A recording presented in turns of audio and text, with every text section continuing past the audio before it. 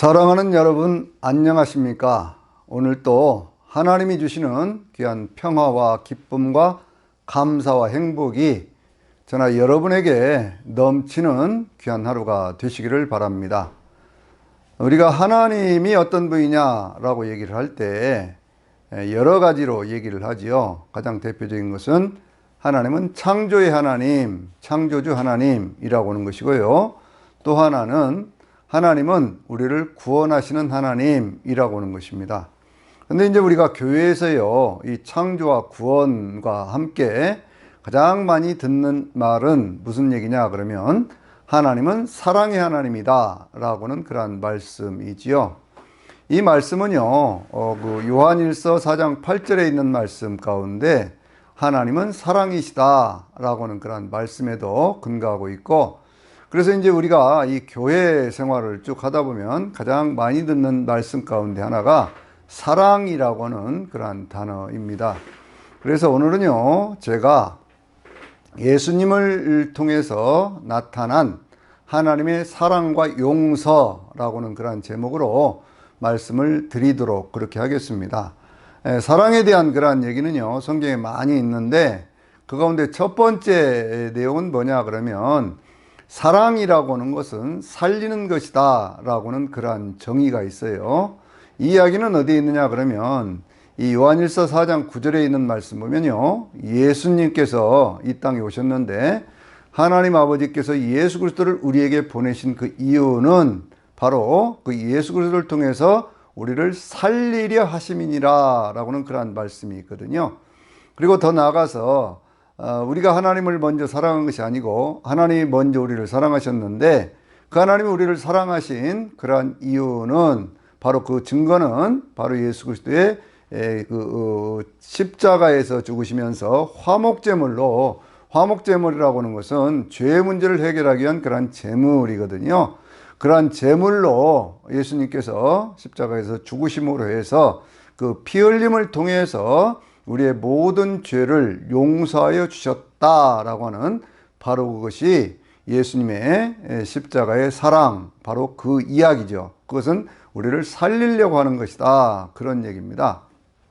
그래서요, 예수님께서 요한복음 10장 10절에 있는 말씀 가운데 도적이 온 것은 도적질하고 죽이고 멸망시키는 것 뿐이지만 예수님께서 오신 것은 양들로 생명을 얻되 더 풍성히 얻게 하려 하심이니라 라고 말씀하고 있죠. 그러니까 우리를 살리러 오신 예수님이에요. 우리에게 행복한 삶, 영원한 삶을 주시기 위해서 오신 바로 그분이 예수 그리스도. 그 예수 그리스도의 사랑의 증거, 하나님의 사랑의 증거는 바로 예수님의 십자가라고 하는 것이죠.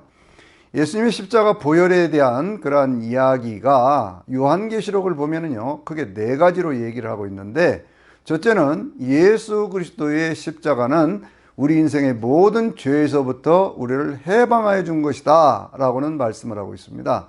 그것이 계시록 1장 5절에 있는 말씀 보면 우리를 사랑하사 그의 피로 우리를 죄에서 해방하여 주셨다라고는 그런 말씀이죠.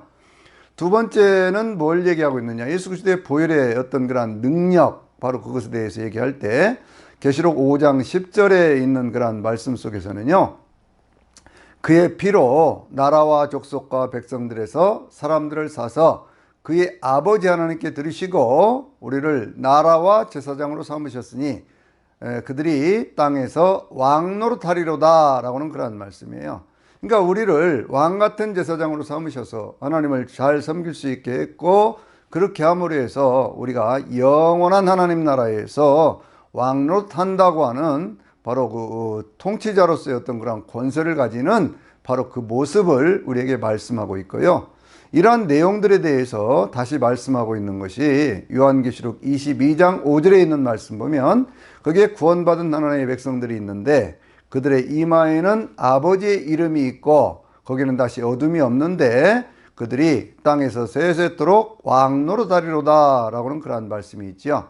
그래서 이 세상에 살아가는 모든 하나님의 귀한 백성들이 예수 그리스도의 보혈을 통해서 죄에서 벗어나고 하나님의 자녀가 되고 하나님의 자녀가 된 그러한 사람들에게 주어지는 그러한 축복에 대한 말씀을 하고 있는 것을 볼 수가 있습니다. 이야기를 다시 강조해서요, 요한계시록 7장을 보면 14절에서부터 17절까지의 하나님을 믿는 백성들의 그 구원, 예수 그리스도의 십자가를 통한 구원, 그 이야기를 하고 있는데, 거기에는 각 나라와 족속과 백성과 방언에서 나온 큰 무리, 흰 무리가 있죠. 이러한 사람들이 누구냐라고 물었을 때 그 천사가 말하기를 뭐라고 얘기를 하냐면요, 이들은 큰 환난에서부터 나오는 자들인데 그들이 어린 양의 피에 그 옷을 씻어 희게 하였느니라 라고 말씀하고 있습니다. 그러니까 예수 그리스도의 보혈은요, 우리의 삶을 성결하게 하고 깨끗하게 해서 천국을 누리게 만들어 주는 것이거든요. 그래서 천국에서 영원히 하나님을 섬길 뿐만 아니라 그 성경 본문에 있는 말씀 그대로 얘기를 하자면은요, 이런 내용이 있거든요. 그들이 다시는 굶주리거나 목마르지 아니할 것이며 영원한 만족을 주신다는 얘기죠. 또 그들이 아무 해나 뜨거운 기온에 상함을 받지 않을 것이며 라고 얘기를 하거든요. 영원히 하나님이 보호하신다는 거예요.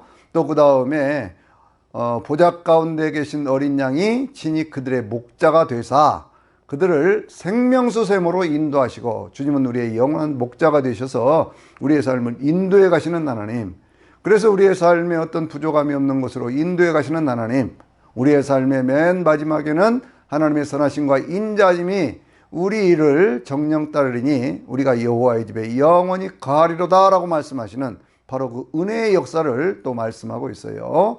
한 가지 더 말씀을 드리는 것은 뭐냐 하면, 하나님께서 친히 그들의 눈에서 모든 눈물을 씻어주시리라 라고 말씀하고 있죠. 인생에 있는 모든 고통과 고난을 넘어가는 그러한 은혜에도 예수 그리스도의 십자가를 통해서 이루어지는 그러한 사건이라고 하는 것이죠. 계시록이 말씀하고 있는 이 보혈의 능력에 대한 것이 또 하나가 있는데, 네 번째는 뭐냐면 요한계시록 12장 11절에 있는 말씀 보면요, 어린 양의 피와 자기들이 증언하는 말씀으로 사단을 이겼으니 그들은 자기들의 목숨까지 아끼지 않던 자들이라 라고 말씀하고 있어요. 그러니까 하나님을 믿는 하나님의 백성들에게 있어서 예수 그리스도의 보혈의 능력이라고 하는 것은 사단을 이겨낼 수 있는 그러한 능력이 주어지는 것이다, 그런 말씀이죠. 예수님께서요, 십자가를 지시면서 하셨던 그 말씀이 뭡니까? 다 이루었다라고 하는 거잖아요. 그러니까 속죄를 통해서 인간에 있던 모든 고통 벗어나게 하시고, 인간에 있는 죽음의 문제를 벗어나게 하시고 영원한 천국의 문을 열어주셨다라고 하는 거죠. 그것을 예수님께서 뭐라고 말씀하셨다고요?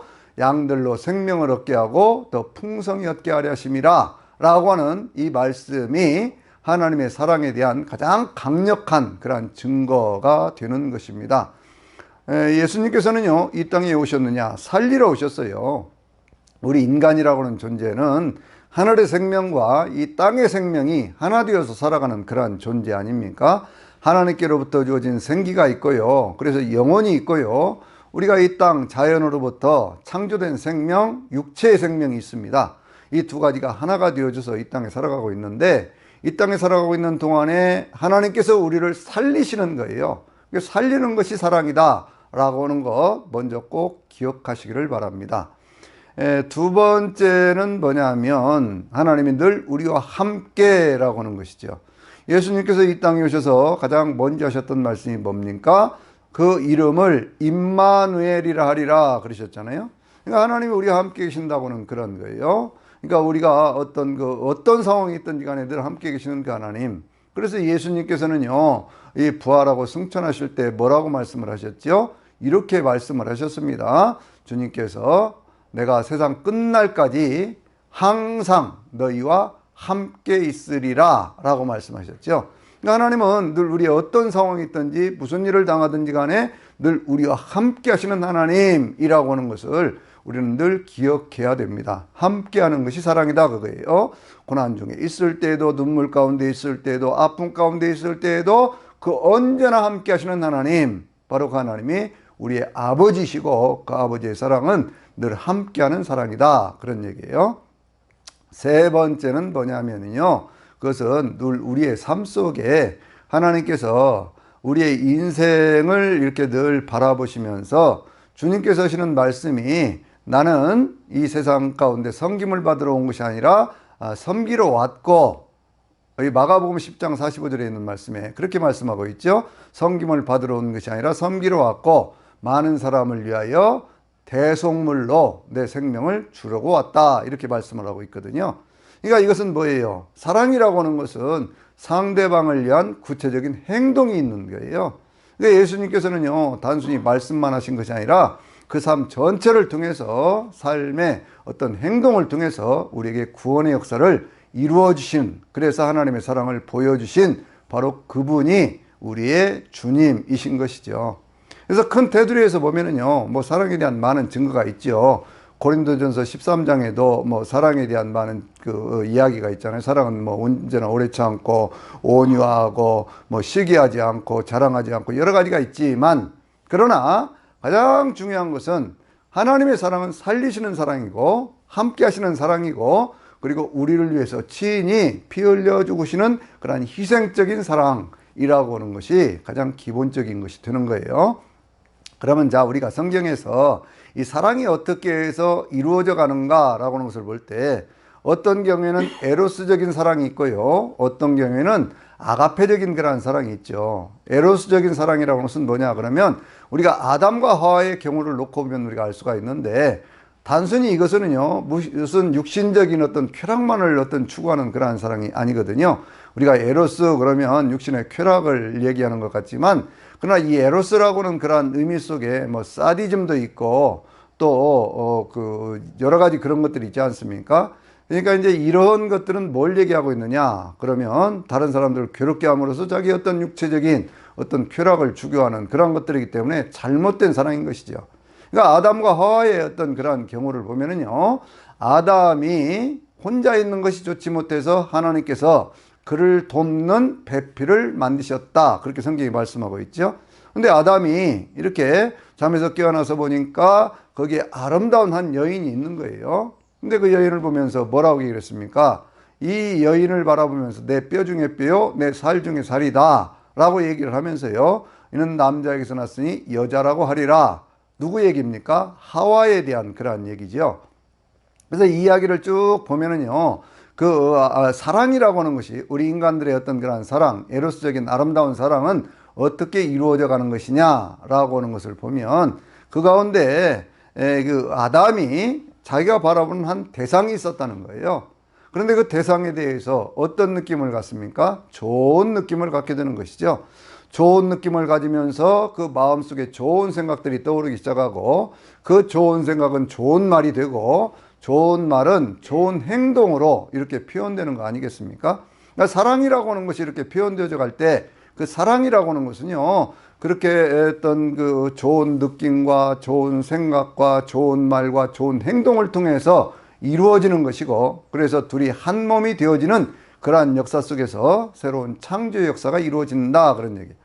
하나님께서 이 세상 모든 것들을 만드실 때마다 뭐라고 얘기했습니까? 그 만든 것들을 보면서 보시기에 좋았더라 라고 하나님의 그 느낌을, 감정을, 그걸 표현을 하시잖아요. 그러니까 사랑이라고 하는 것은 자기에게 있는 좋은 감정과 좋은 느낌을 표현하는 것이다 라고 하는 것을 우리가 알 수 있습니다. 근데 이 사랑에 대한 어떤 그러한 얘기들을 할 때, 이 사랑이라고 하는 것을 예수님께서는 이렇게 여러 가지로 말씀을 하셔요. 사랑에 대한 얘기를 할 때 요한복음 5장 44절에 있는 말씀 보면, 43절과 44절에 있는 말씀 보면은요, 너희가 원수를 사랑하고, 44절에 있는 말씀 보면 원수를 사랑하고, 그리고 너를 핍박하는 자를 위하여 기도하라, 이렇게 말씀하고 있는데, 거기에 이제 킹제임스 버전이라는 이런 데를 보면요, 몇 구절이 더 있습니다. 거기에 너를 대적하는 자들, 너를 그렇게 미워하는 자들, 너를 저주하는 자들, 이런 사람들에 대한 얘기가 나오거든요. 그러니까 너를 저주하는 자를 위하여 오히려 축복하고, 그렇게 얘기를 하고 있어요. 너를 미워하는 자를 위해서 오히려 그 사람을 그렇게 미워하거나 그렇게 하지 말고, 오히려 너를 그렇게 핍박하는 사람을 위해서 기도하라 라고 하는 그러한 내용들이 함께 이렇게 되어 있는 것을 볼 수가 있어요. 근데 이 원수라고는 그러한 단어를 영어 성경을 보면 enemy라고는 그러한 단어를 쓰고 있거든요. 그러니까 많은 어떤 그러한 적들 그런 얘기예요. 반대자들 그런 얘기입니다. 그들을 위해서 뭘 하라는 거예요? 그들의 영혼을 미워하지 말고 그들의 삶을 품어줄 수 있고 그들에 대해서 오히려 핍박하는 자, 저주하는 자를 축복하고 그들을 위해서 기도해 줄 수 있는 것, 이것이 사랑이다 그런 얘기죠. 그러면서 이제 더 붙여서 하시는 그런 말씀이 하나님께서 이 세상 모든 만물들을 만드시면서 그 가운데 햇빛을 선인과 악인에게도 똑같이 비춰주지 않느냐 그렇게 얘기를 하고 있거든요. 그러니까 세상 모든 만물들을 살리시기 위해서 배려해 주시는 그 하나님의 사랑에 대한 것, 그것에 대한 말씀을 내 원수를 사랑하라 라고 하는 그러한 말씀 속에 담고 있는 것을 볼 수가 있어요. 근데 이와는 조금 결이 다른, 색깔이 다른 그러한 말씀들이 있는데 그것은 누가복음 17장 또 이 마태복음 18장에 있는 말씀을 보면은요, 거기는 조금 다르게 이야기를 하고 있습니다. 베드로가 얘기를 하지요. 뭐라고 얘기를 하냐면 주님, 내가 형제들이 나한테 와서 잘못을 하면 내가 몇 번이나 용서해야 되겠습니까? 7번 정도 하면 되겠습니까? 라고 얘기를 합니다. 그럴 때 주님께서요, 내 형제가 내가 잘못하고 돌아와서 그때마다 회개하면서 내가 잘못했다고 그렇게 회개하면서 돌아오면 그때 용서해 주어라 라고 말씀하고 있어요. 이 누가복음에는요, 형제, 믿음의 형제에 대한 그런 얘기를 하면서 동시에 어떤 얘기를 하고 있다고요? 회개라고 하는 그런 조건이 그 가운데 담겨져 있는 것을 볼 수가 있습니다. 근데 이보다 더 적극적으로 마태복음에서는요, 뭐라고 얘기를 하고 있냐면 내 형제가 마태복음 18장이거든요. 내 형제가 나한테도 죄를 짓고 이렇게 해서 와서 이렇게 하면 내가 몇 번이나 용서를 해줘야 되겠습니까? 그러니까 예수님께서 7번이 아니라 77번씩 70번이라도 용서해 줘라. 그렇게 말씀하고 있어요. 내 원수를 사랑하라고는 그러한 말씀과 같은 어떤 그런 내용으로 이렇게 쭉 말씀을 하고 있는데, 그러면서도 거기에서 용서에 대한 얘기를 누구에 국한하고 있어요? 형제, 믿음의 형제에 대한 그러한 얘기로 이렇게 압축해서 그렇게 얘기하는 것을 볼 수가 있죠. 거기에 이제 한 가지 비유의 말씀이 있습니다. 그것이 1만 달란트를 빚진 그러한 종에 대한 얘기인데요. 어떤 주인이 그 종들과 함께 결산을 해요. 그런데 한 종이 1만 달란트의 빚을 지었습니다. 1만 달란트라고는 얼마냐 그러면 한 데나리온이 보통 한 10만 원쯤 된다고 보면 이 한 달란트가 1만 데나리온이거든요. 그러니까 1만 달란트 그러면 10조라고는 그러한 빚이에요. 그러니까 이거는 뭐 개인이 어떤 그걸 해결할 수 있는 그러한 범위를 훨씬 넘어가 버리는 그러한 내용이거든요. 그런데 그 가운데 주님께서 뭐라고 말씀을 하셨어요? 거기 이제 주인이 그 뭐 빚 다 갚기 전까지는 너도 팔고 그리고 네 아내도 팔고 네 자식들까지 팔아서라도 빚을 갚아라 그렇게 얘기를 했는데, 그렇게 얘기를 하니까 이 사람이 막 용서해 달라고 그렇게 얘기를 합니다. 그러니까 그 주인이 불쌍히 여겨서 그 종을 용서해 주었습니다. 그 종이 풀려났어요. 근데 이 풀려난 종이 어떻게 했습니까? 나가다가 자기에게 100데나리온 빚진 사람을 만났거든요. 100데나리온이라는 것은 대개 얼마쯤 되는 것이냐? 그러면 그것은 한 데나리온이 한 10만 원 된다고 그러면 100데나리온이니까 1000만 원쯤 되는 돈 아닙니까? 여러분 1000만 원이 적은 돈은 아니지요. 그런데 이 1000만 원 빚을 졌다고 해서 10조라고 하는 빚을 탕감받은 이 사람이 그 사람을 감옥에 집어넣고 그 빚을 갚기까지는 놓아주지 않겠다 그렇게 얘기를 하는 거예요. 이 무자비한 것을 보면서 그 옆에 있던 사람들이 주인에게 가서 다시 얘기를 했습니다. 세상에 이런 일이 있을 수가 있습니까? 주인께서는 그 엄청난 빚을 에게 탕감을 해 주었는데 이 사람은 불과 돈 1000만 원 빚졌다고 그래서 그 사람을 그렇게 하고 있으니 이거 어떻게 해야 됩니까? 그 주인이 크게 분노를 하지요. 그러면서 그 사람을 다시 붙잡아 들여서 내가 너를 그렇게 용서해 주었으면, 탕감해 줬으면 너도 그렇게 해야 되는 것 아니냐? 그런데 너는 어떻게 해서 그렇게 했느냐? 그러면서 단돈 10원까지라도 다 갚을 때까지 너를 감옥에 넣겠다라고 얘기를 합니다. 그러면서 한 가지 더 덧붙이는 말씀이 있어요. 만일 너희가 마음으로부터 형제를 용서하지 아니하면 너희가 이와 같으리라 라고 그렇게 말씀을 하거든요.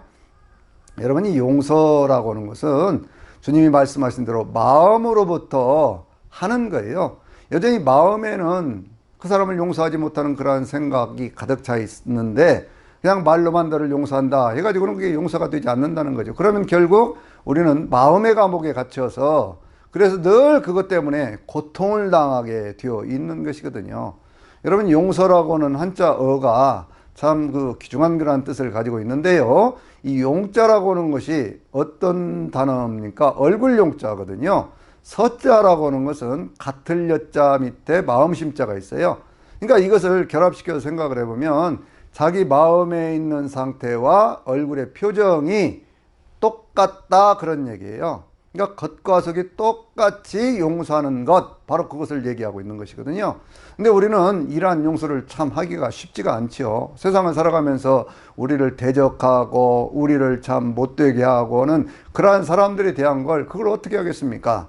그러니까 주님께서요, 원수를 사랑하라 라고 말씀하시면서 너를 핍박하는 자를 위하여 기도하라 라고 이렇게 말씀하시는 그 내용 속에 사실은 답이 있다 그렇게 생각을 하는 거예요. 우리가 늘 무엇인가 어떤 문제가 생겼을 때요, 그 문제를 놓고 상대방을 저주하는 것이 아니라 오히려 성경이 말씀하고 있는 대로요, 저주하는 자를 위해서 축복하고 라고 이렇게 얘기를 하고 있거든요. 그러면서 그를 위해서, 핍박하는 이를 위해서 기도하라 라고 하는 그러한 말씀 속에 원수를 사랑하는 어떤 그러한 방법이 무엇일까 라고 하는 것도 우리가 생각할 수가 있습니다.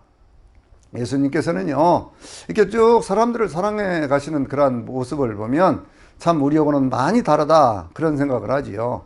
어떤 사람들은 병이 들었을 때 이렇게 고쳐주시는 그러한 모습들을 보면은요, 이 마가복음 2장에 있는 그러한 말씀을 보면 한 사람이 중풍병에 걸려가지고 움직일 수가 없는데 그 친구 네 사람에 매여서 그렇게 해가지고 예수님 없는 곳으로 오잖아요.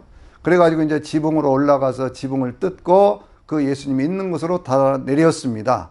우리가 하나님 앞에 은혜를 받으려고 하면요, 가장 참 장애가 되는 것이 사람이고 환경인데 때로는 그 사람을 이겨내고 환경도 이겨내야 그래야 우리가 주님 앞에 나아갈 수 있고 주님의 은혜를 깊이 체험할 수가 있는 것이거든요.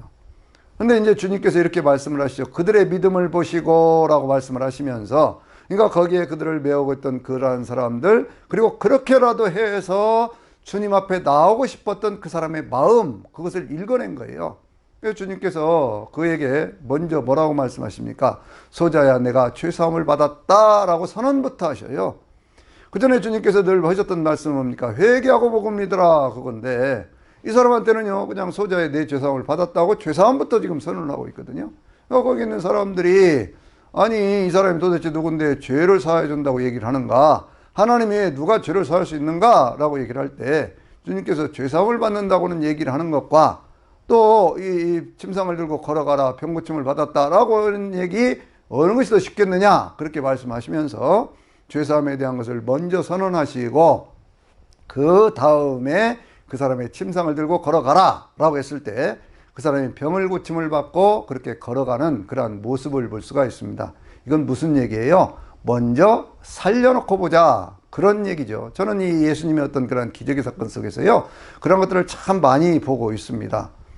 요한복음 5장에도 보면 38년 된 그런 병자가 있었잖아요. 그래서 그 사람을 어떻게 고치지를 못하고 있는데 원망이 가득한 사람입니다. 누가 나 도와줄 사람이 없어요 라고 얘기를 할 때 예수님께서 내 침상을 들고 걸어가라 라고 해서 그 사람이 고침을 받았습니다. 그때는요, 자기의 병을 고쳐준 사람이 누군가를 이 사람은 몰랐습니다. 그런데 그 다음에 이 사람이 성전에 들어가서 하나님 앞에 예배드리러 갔겠지요. 그런데 거기에서 예수님 만났습니다. 예수님이 뭐라고 말씀하십니까? 이렇게 말씀을 하십니다. 더 심한 것이 생기지 않도록 다시는 죄를 짓지 말라, 이렇게 말씀을 하시는 거예요. 그러니까 이 사람도요, 먼저 병부터 고쳐주고 나중에는 더 이상 죄 짓지 말라고 하는 죄에서부터 해방되어지는 그런 해방의 선언을 하시는 것을 볼 수가 있어요.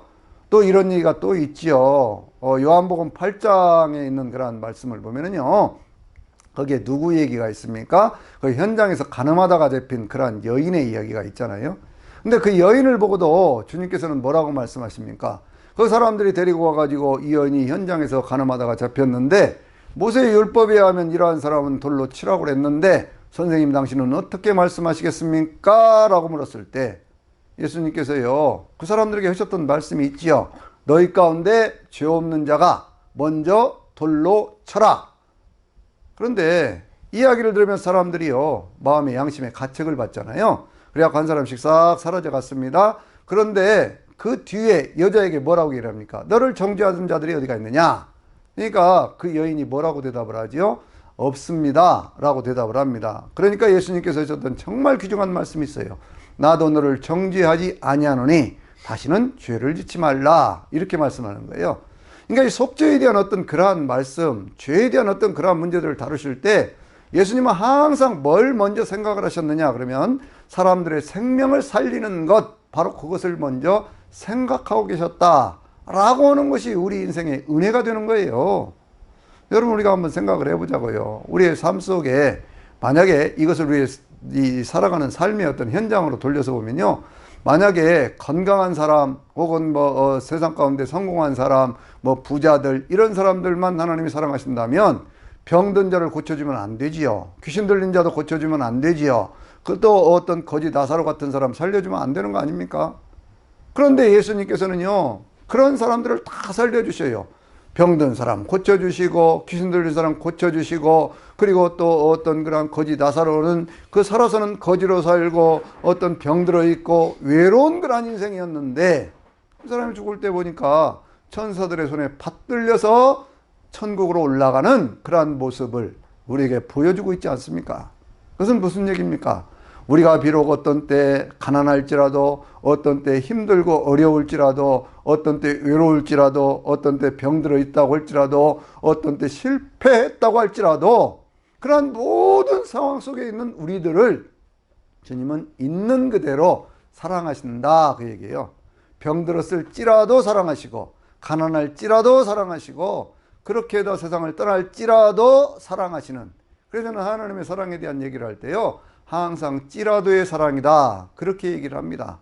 지금 내 형편과 처지가 어떤 형편에 있다고 할지라도 그래도 주님은 늘 우리를 사랑하시는 하나님, 그런 얘기죠. 여러분, 사도행전 27장을 보면은요, 거기 사도 바울이 죄수의 신분으로 그렇게 이제 로마로 압송되어 갈 때 배를 타고 가지 않습니까? 바울의 오랜 여행 경험으로 보면 그때는요, 굉장한 어떤 풍랑이 불고 바람이 불어서 배들이 위험할 그런 때거든요.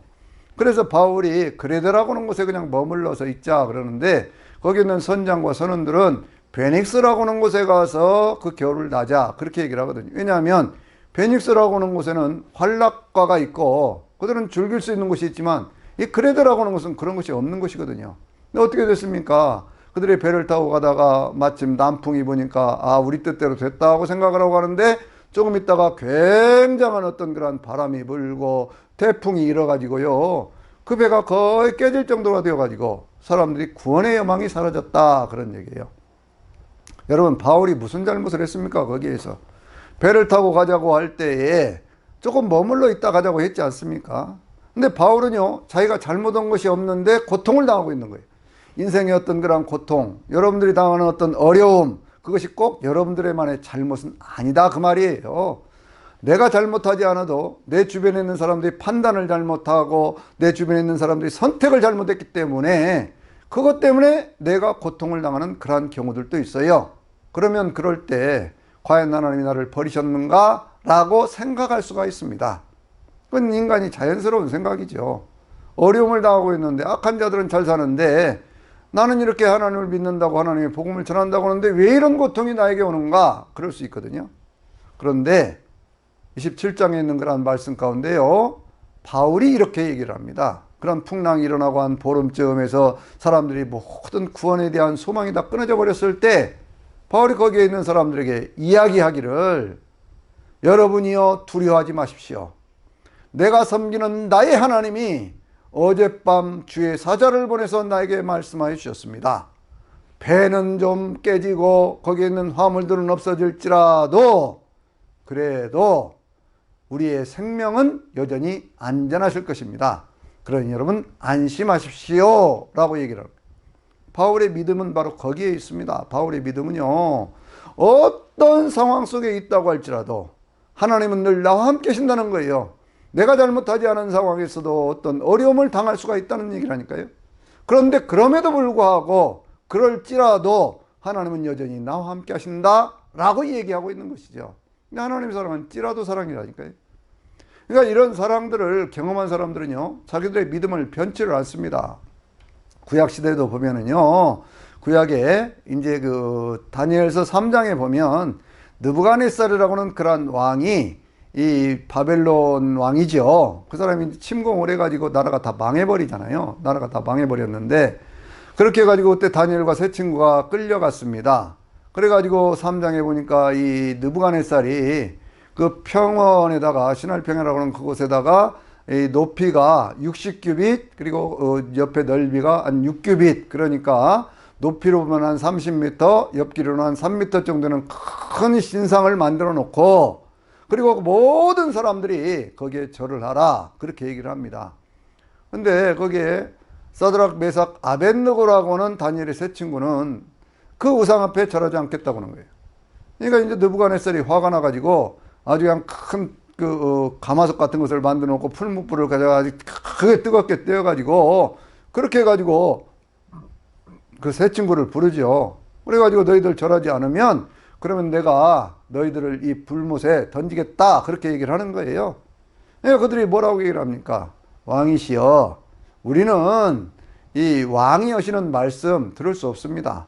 우리는 우상을 섬길 수가 없습니다. 우리가 만약에 저 불 속에 들어간다고 하더라도 하나님은 우리를 건져 주실 것입니다. 그러나 아주 중요한 말씀이에요. 3장 17절 18절에 있는 말씀인데요, 그리 아니하실지라도 우리는 금신상 앞에 절하지 않겠습니다 라고 고백을 하는 거예요. 하나님은 언제나 함께 하신다는 거죠. 지금 이 위험한 상황 속에서도 우리가 불못 속에 들어간다고 할지라도 그래도 하나님은 우리와 함께 하신다는 거예요. 그 증거가 나타났습니다. 어떻게 나타났습니까? 그 사람들이요, 그 풀무불 속에 그 불구덩이에 들어갔을 때 거기에 한 사람 천사가 그 가운데 나타나서 그들을 보호하고, 그렇게 함으로 해서 그들이 그 불구덩이에서부터 벗어나오게 되는 그러한 모습들을 우리에게 보여주고 있는 것이죠. 그러니까 이 우리의 신앙이라고 하는 것도 역시 찌라도 신앙이 되어야 돼요. 하나님 우리를 그리 아니하실지라도 우리를 사랑하시는 그 주님 앞에, 그 주님 앞에 우리도 같은 믿음을 고백해야 된다니까요. 내가 어떤 고난에 있을지라도, 어떤 불구덩이에 들어가 있을지라도, 어떤 아픔 속에 있을지라도, 외로울지라도 하나님은 늘 나와 함께 계신다고 하는, 혹시 지금 이 상황이 내가 원하는 대로 되어지지 않고 있다고 할지라도 나는 여전히 하나님을 신뢰하고 믿겠습니다, 그렇게 고백하는 거죠.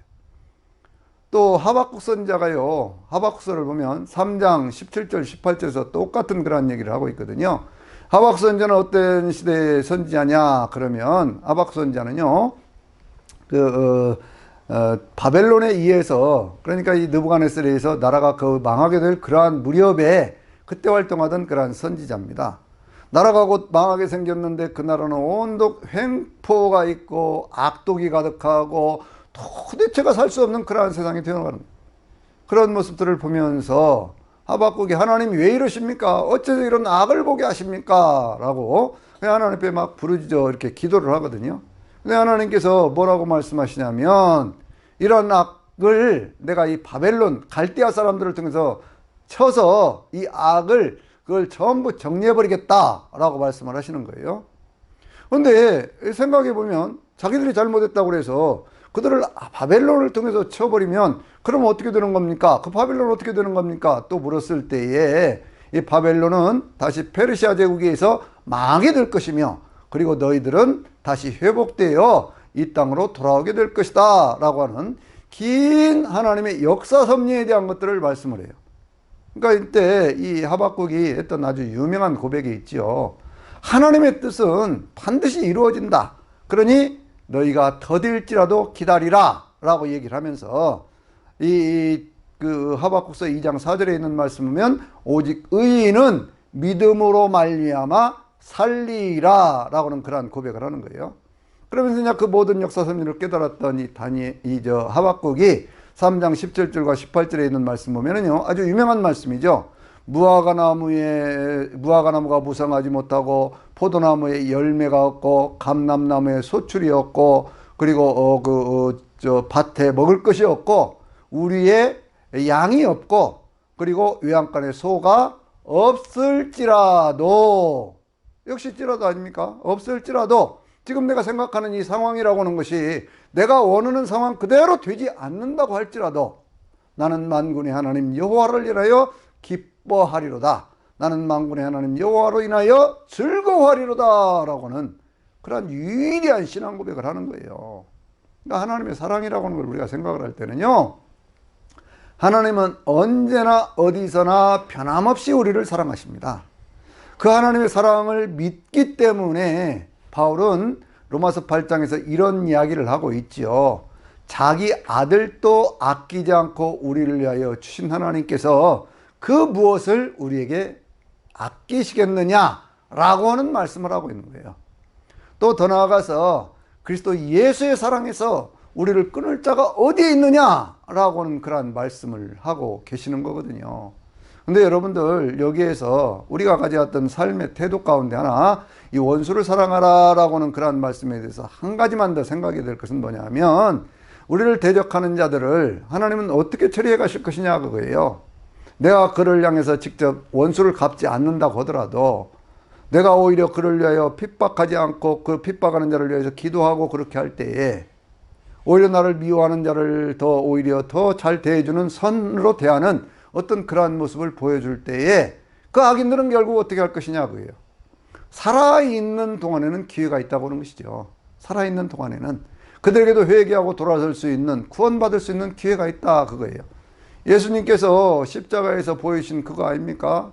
예수님께서 십자가에서 저들을 용서하여 주시옵소서, 저들이 지금 하는 것이 무엇인가를 알지 못합니다 라고는 그러한 말씀을 하시면서 마지막에 구원받은 강도 이야기가 있잖아요. 그 강도가 뭐라고 합니까? 주님, 당신의 나라가 임할 때 나를 기억하여 주시옵소서, 내가 오늘 나와 함께 낙원에 있으리라 라고 말씀하시는 그 모습을 보여주거든요.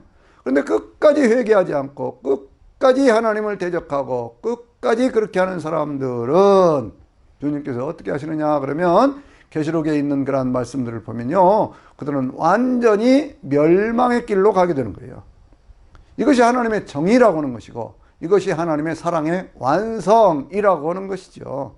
왜냐하면 악을 그대로 그냥 놔두는 것이 하나님의 사랑이 아니라 살아있는 동안에, 여러분 우리가 원수를 사랑하기 때문에 그들을 위해서 기도한다고 하는 것은 그들의 영혼이 구원받도록 하기 위해서 하는 일이에요.